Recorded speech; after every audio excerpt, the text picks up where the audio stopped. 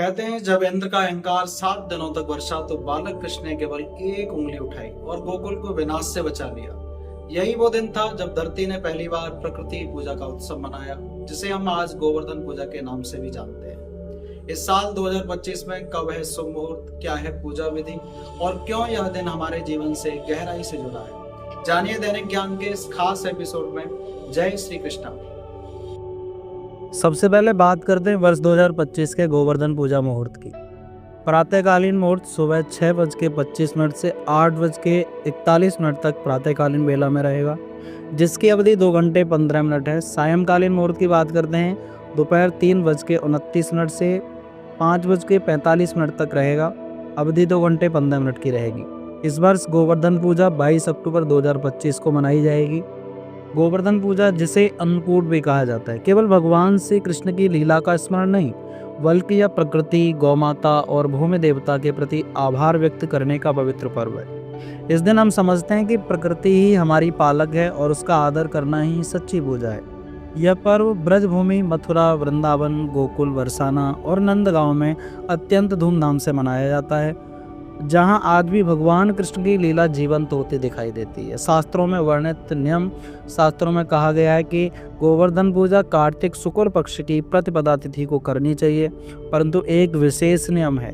अगर उस दिन चंद्र दर्शन संध्या के समय हो रहा हो तो पूजा एक दिन पहले करनी चाहिए, और यदि सूर्योदय के बाद प्रतिपदा तिथि कम से कम 9 मुहूर्त तक विद्यमान हो तो उसी दिन गोवर्धन पूजा करनी चाहिए। इसलिए सटीक मुहूर्त के अनुसार पूजा करने से अधिकतम पुण्य की प्राप्ति होती है। अब बात करते हैं पूजा विधि की। सबसे पहले गोबर से गोवर्धन जी का निर्माण किया जाता है। उन्हें लेटे हुए पुरुष के रूप में बनाया जाता है। उनकी नाभि पर एक दीपक रखा जाता है, जिसमें दूध, दही, गंगाजल, शहद और बतासे डाल करके जलाया जाता है। इसके बाद पुष्प, धूप, दीप, नैवेद्य और फल अर्पित किए जाते हैं। गाय, बैल और कृषि कार्य में सहायक पशुओं की पूजा भी इसी दिन की जाती है। पूजा के बाद गोवर्धन जी की 7 परिक्रमा की जाती हैं। परिक्रमा करते हुए भक्त लोटे से जल गिराते हैं और जौ बोते हैं। यह प्रतीक है समृद्धि, सम्मान और सतत जीवन का। पौराणिक कथा, रहस्य और प्रेरणा से भरपूर के बारे में बात करते हैं। विष्णु पुराण में वर्णित कथा के अनुसार एक बार गोकुल में इंद्र पूजा की तैयारी चल रही थी। बालक कृष्ण ने जब माता यशोदा से पूछा कि माँ, हम यह पूजा क्यों करते हैं, तो माता बोली, देवराज इंद्र की कृपा से वर्षा होती है बेटा। तब कृष्ण ने मुस्कुराते हुए कहा, तो हमें इंद्र नहीं, गोवर्धन पर्वत की पूजा करनी चाहिए, जो हमारी गायों को चारा देता है और हमें जल, वायु व अन्न प्रदान करता है। सभी गोकुलवासी कृष्ण की बात मान गए।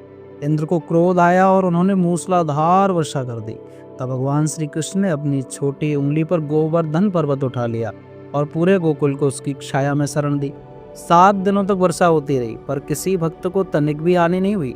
अंत में इंद्र को ज्ञात हुआ यह कोई साधारण बालक नहीं, स्वयं विष्णु अवतारी भगवान श्री कृष्ण हैं। उन्होंने क्षमा मांगी और प्रभु की आराधना की।